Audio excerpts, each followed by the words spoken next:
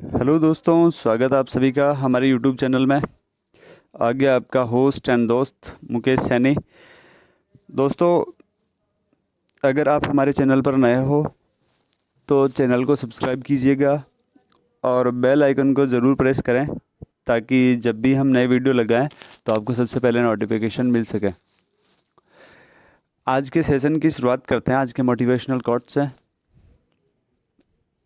Motivational quote है, अपने खिलाफ बातें खामोशी से सुन लो, यकीन मानो वक्त बेहतरीन जवाब देगा। अगर कोई आपको डीमोटिव करे, अगर आपको कोई डीमोटिवेट करे या आपके खिलाफ कोई बातें बोले तो आप उससे लड़ाई करने से बेहतर है कि आप उसकी बातें चुपचाप सुन लो, क्योंकि अगर आप उस टाइम उसे जवाब देने जाओगे तो ना तो वो बंदा आपकी बात सुनेगा और ना आपके पास ऐसा कोई जवाब है जो आप उसे दे सको। बात को बढ़ाने से अच्छा है आप उसकी बात चुपचाप सुनो। वक्त अपने आप बेहतरीन जवाब देगा, जो आप दे रहे हो उससे भी ज़्यादा बेहतरीन जवाब वक्त एक दिन उसे ज़रूर देगा। चलिए सेशन की शुरुआत करते हैं।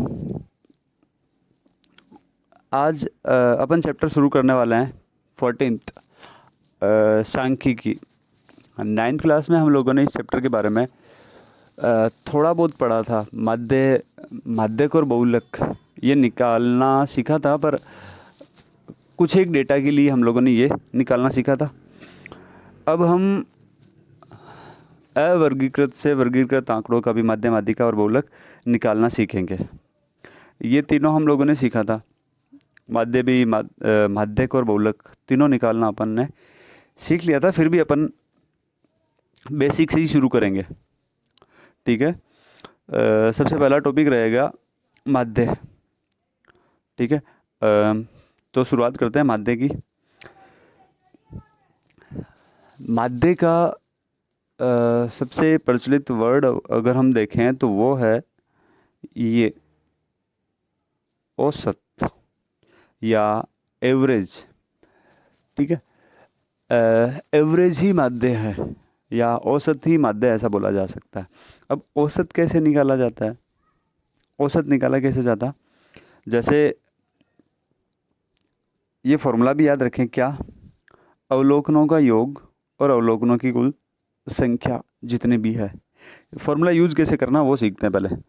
ये अवलोकन क्या है, अवलोकनों की संख्या क्या होती है, वो सब। ठीक है। अवलोकनों का योग और बटे में लिखना है अवलोकनों की संख्या। ये फॉर्मूला है, फॉर्मूला याद रहेगा।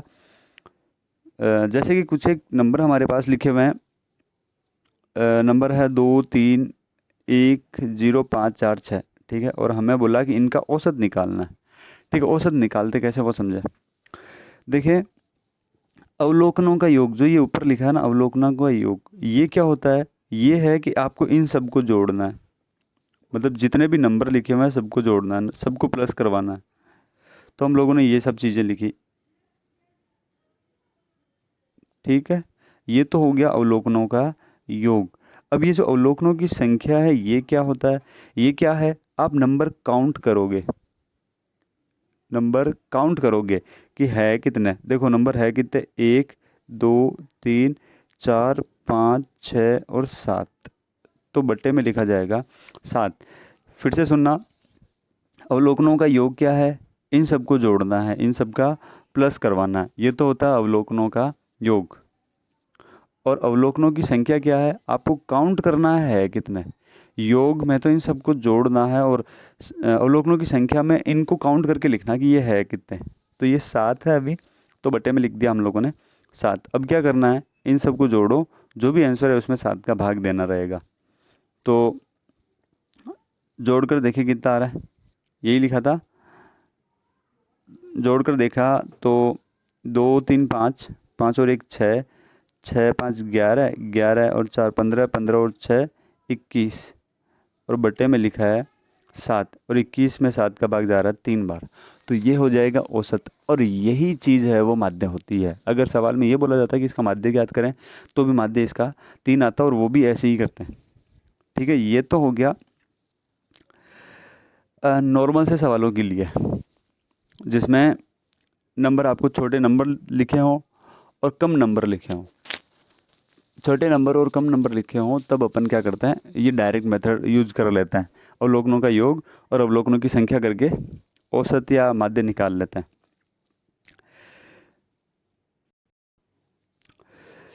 अब थोड़ा आगे बढ़ते हैं। अब हम अपन बात करेंगे जो हमारा टॉपिक रहेगा चैप्टर का, माध्य। ठीक है, पहले एग्जाम्पल देख लेते हैं कोई दूसरा। एग्जाम्पल मैंने लिया है जो नंबर लिखे हुए हैं। देखो, एक तो जो अभी पहले किया था वही तरीका कर सकते हैं। क्या, सबको जोड़ो। सबको जोड़ोगे तो 4+1+6 डैश करके ऐसे ही, और बट्टे में टोटल है कितने हैं, बट्टे में काउंट करके देखो तो 1 2 3 4 5 6 7 8 9 और ये 10 हो रहे हैं। तो बट्टे में लिखेंगे 10, जो भी आंसर आएगा उसमें 10 का भाग देंगे। ये तो हो गया बेसिक मेथड, तो नॉर्मल अपन छठी सातवीं क्लास में करते आते हैं। अब अपन नया मेथड सीख रहे हैं और वही मेथड आगे यूज़ करेंगे पूरे चैप्टर में। जब भी माध्य का सवाल आएगा अपन वही मेथड यूज़ करेंगे। हाँ, अपन गलत नहीं है बेसिक मेथड से निकालना, वो इन सभी संख्याओं को जोड़ना, फिर बटे में जितनी है उतना नंबर लिख देना। जैसे कि ये, इन सबको जोड़ोगे, जो भी आंसर आएगा बटे में लिखोगे 10। अब देखो एक बार जोड़कर भी देख लेते कितना आ रहा है।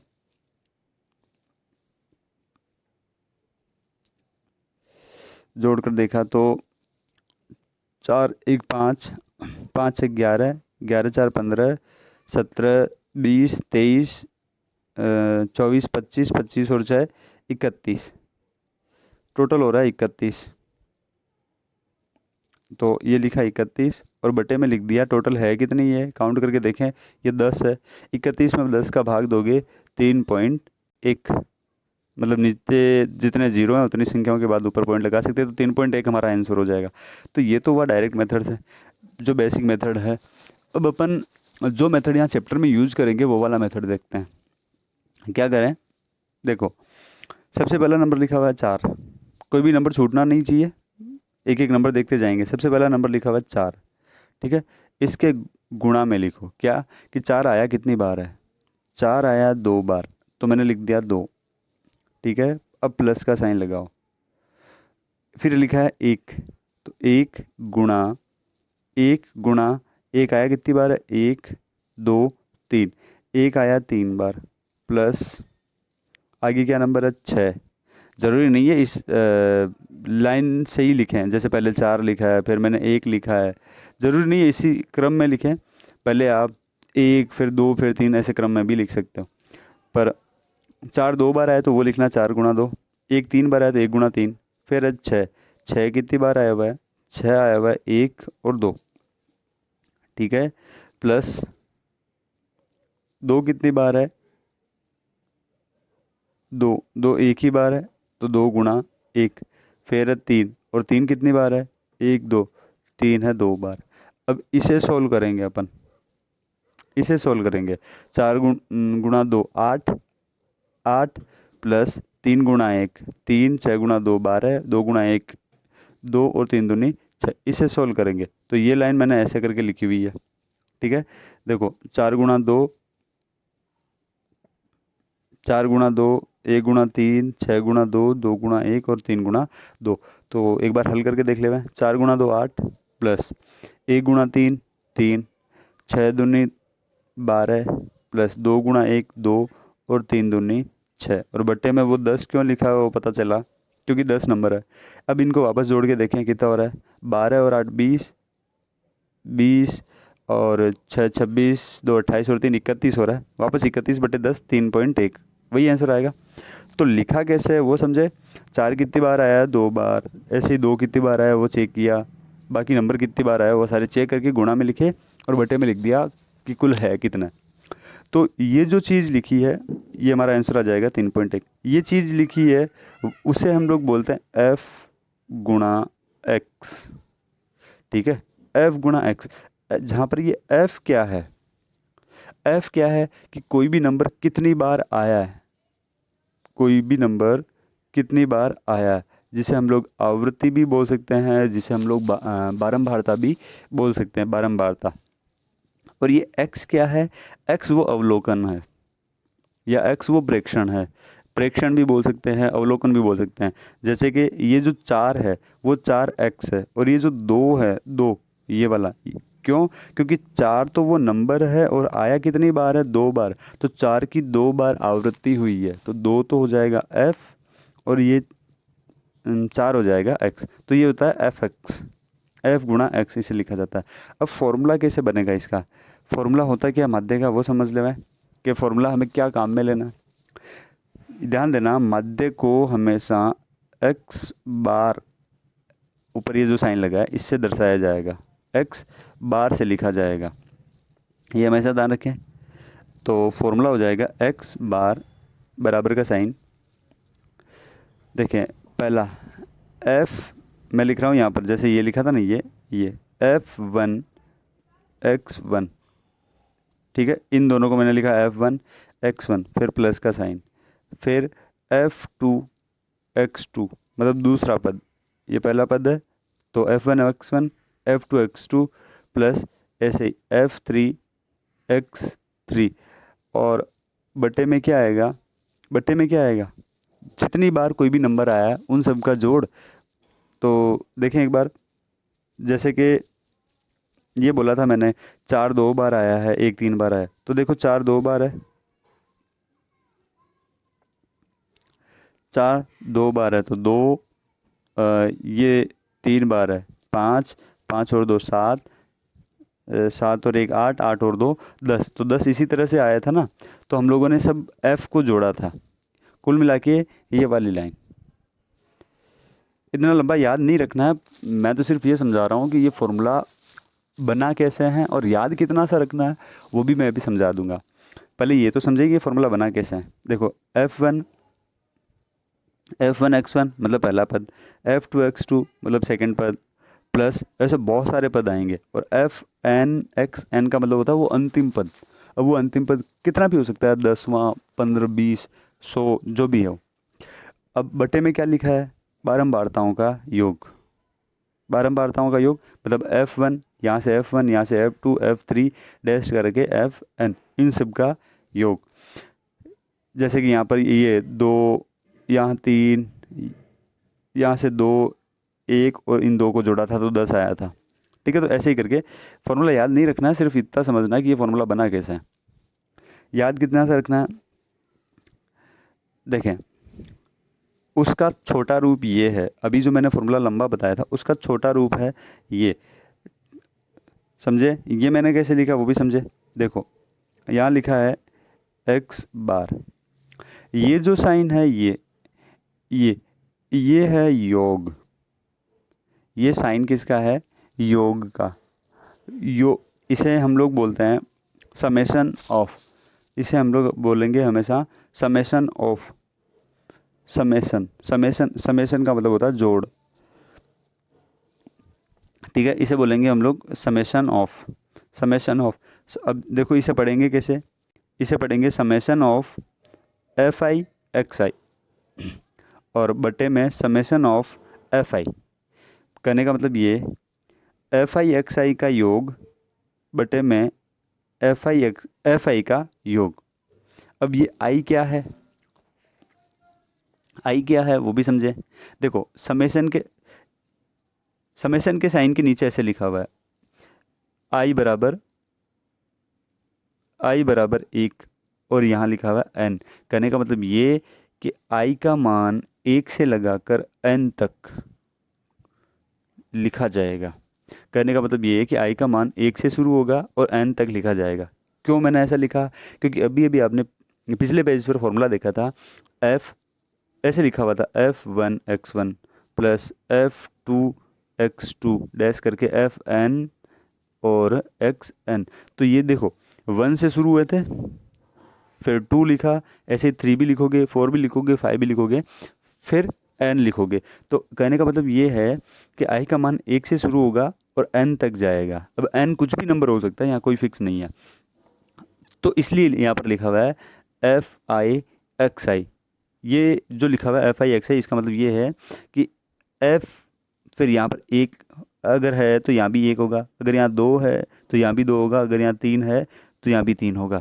तो ऐसे करके एन तक ऐसे नंबर हो सकते हैं।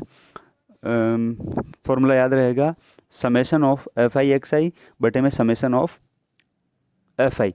इसे बोला नहीं जाता, ये है, ये जो है इसे बोलना नहीं है, इसे सिर्फ लिखते टाइम फॉर्मूले के साथ में लिख दिया जाता है, इसे सिर्फ बोला नहीं जाता। अपन फॉर्मूला लिखेंगे तब ये सारा मान साथ में लिख देंगे। और याद ये भी नहीं रखना, इतना लंबा भी आपको याद नहीं रखना है, इससे भी छोटा रूप है इस फॉर्मूले का, आपको वो याद रखना है। आपको याद सिर्फ इतना सा फॉर्मूला रखना है, ये एक्स बार बराबर समेशन ऑफ एफ एक्स बटे में समेशन ऑफ एफ। फॉर्मूला सिर्फ इतना सा याद रखना है, समेशन ऑफ एफ एक्स बटे में समेशन ऑफ एफ, सिर्फ इतना सा, कोई आई वगैरह कुछ भी नहीं। Summation of F x summation of F. अगर याद रहता है एफ आई एक्स आई तो याद रखो, कोई बड़ी बात नहीं है। ये याद मत रखो बोले चलेगा, ये याद नहीं रखो तो भी चलेगा, और ना लिखो तो भी चलेगा। पर समझने की बात है कि आई का मान एक से लगाकर एन तक कुछ भी हो सकता है, एक दो तीन चार पाँच ऐसे करके एन तक इसका मान जाता है। आई का मान, आई है क्या, आई कोई ऐसा कोई पर्टिकुलर कोई वर्ड नहीं है, वही है जो अपन ने लिखा था ना, F1 X1 F2 X2 ऐसे करके, ये यहाँ वाला मान था वो, मतलब पहला पद दूसरा पद फिर तीसरा पद ऐसे करके, ठीक है, एन पदों तक। और मैंने इसका छोटा रूप भी तुम्हें बता दिया है। याद आप ये रख सकते हो, आप याद ये वाला फॉर्मूला रख सकते हो, एक्स बार, एक्स बार क्या है, माध्य, माध्य को क्योंकि इस साइन से बताते हैं और यही साइन पूरे चैप्टर में काम में आएगा। एक्स बार बराबर summation of F I X I बटे में summation of F I, summation of, ठीक है, समेशन का मतलब होता है जोड़, और किन की जोड़, एफ आई एक्स आई। अब देखो एफ आई और एक्स आई, इन दोनों के बीच में कोई साइन नहीं है तो हम लोग इनके बीच में गुणा मानेंगे। और याद हो तो जब अपन ने अभी एग्जाम्पल किया था एक जिसमें माध्य निकाला था, उसमें बीच में गुणा ही तो करवाया था हम लोगों ने, एफ आई एक्स आई, ठीक है, एफ वन एक्स वन फिर प्लस का साइन, फिर F2 X2 फिर प्लस का साइन, ऐसे करके ये वाला सॉल्व किया था। तो याद आपको सिर्फ इतना सा फॉर्मूला रखना है, summation of F I X I बटे में समेशन ऑफ एफ आई, जहाँ पर एक्स आई क्या है, देखो एक एक का मान मतलब समझ लो एक्स बार, ये एक्स बार क्या है, ये एक्स बार क्या है, ये एक्स बार है मध्य, ठीक है। ये एक्स आई क्या है, एक्स आई क्या है, एक्स आई को चाहो तो अवलोकन बोलो चाहे प्रेक्षण बोलो, एक ही बात है, आप प्रेक्षण भी बोल सकते हो या फिर अवलोकन भी बोल सकते हो। ये एफ आई क्या है, एफ आई कोई बताएगा, एफ आई होता है बारंबारता, या जिसे हम लोग आवृत्ति भी बोल सकते हैं, बारंबारता या फिर जिसे आवृत्ति भी बोला जा सकता है, तो दोनों में से आपको जो अच्छा लगे। वैसे बारंबारता यूज करते हैं हर बार, तो बारंबारता ही बोलेंगे, ये फॉर्मूला रह जाएगा, ठीक है। एक्स प्रेक्षण है और एफ बारंबारता, और एक्स बार क्या है, माध्य। एक सवाल करते हैं, इसी फॉर्मूले पर बेस है सवाल।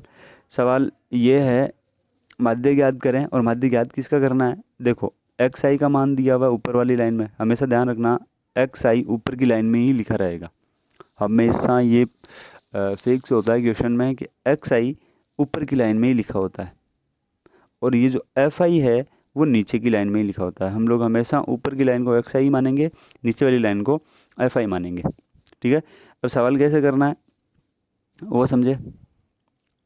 सबसे पहले तो क्या करना, आपको कॉपी में इस तरह का एक टेबल बना लेना है, इस तरह का टेबल बना लोगे कॉपी में, और वो यूज़ कहाँ होगा और कैसे यूज़ करोगे उसका, देखो ऊपर एक लाइन बनाओगे और यहाँ लिखोगे एक्स आई, ठीक है। अब एक्स आई में अभी जो उस टेबल में जो जो नंबर लिखे हुए थे वो यहाँ नीचे लिखते जाओगे, उसके बाद यहाँ लिखोगे एफ आई, एफ आई वाले मान जो अभी वो उस टेबल में लिखा था वो सारे मान आप नीचे लिखते जाओगे, और यहाँ लिखोगे एफ आई एक्स आई, मतलब ये कि इन दोनों का गुणा, इन दोनों का गुणा करवा के यहाँ पर लिखोगे। समझ आया, फिर से एक बार सुन ले, यहाँ एक्स आई लिखोगे, यहाँ नीचे सारे नंबर लिखोगे, यहाँ सारे नंबर लिखे जाएंगे नीचे एक्स आई वाले, यहाँ एफ आई वाले सारे नंबर लिखोगे। फिर क्या करोगे, जो भी यहाँ 2 नंबर आ रहे हैं उनका गुणा करवा के यहाँ लिख दोगे, यहाँ जो 2 नंबर आ रहे हैं उनका गुणा, ऐसे लाइन टू लाइन गुणा करवाओगे और यहाँ लिख दोगे। तो ये तो इस तरह से टेबल बनेगी। अब देखे समझे, टेबल बना के मैंने रखी हुई है, उसमें समझ लें मैं कैसे क्या किया है। देखो प्राप्तांक एक्स आई, यही था, मैंने बोला था इस साइड एक टेबल बनाओगे, यहाँ एक्स आई लिखोगे और यहाँ लिखा हुआ मैंने एफ आई वाले नंबर, एफ आई के जो भी नंबर थे। उसके बाद क्या किया है, देखो ये 10 20 30 40 सारे नंबर लिखने के बाद अब क्या करना है, इस 10 का गुणा करवाना है 1 के साथ में, इस 10 का गुणा करवाना है 1 के साथ में, तो जो भी नंबर आया वो आगे अपन लिख लेंगे। तो 10 के साथ में 1 का गुणा करवाने पर आया था 10 एकम 10। उसके बाद 20 का इस 1 के साथ में गुणा करवाने पर आया था 20 एकम 20। फिर 36 का 3 के साथ में गुणा करवाने पर आया देखो 108। 40 का 4 के साथ में गुणा करवाया तो 160। 50 का 3 के साथ में गुणा करवाया तो 150। इसी तरह से अपन लोग एफ आई एक्स आई निकालेंगे, मतलब एफ का और एक्स का गुणा करवाएंगे।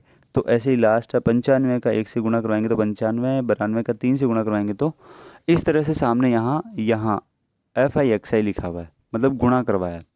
इतना करने के बाद अब क्या करना है, याद करो फॉर्मूला क्या था, फॉर्मूला क्या था, फॉर्मूला समझें एक बार।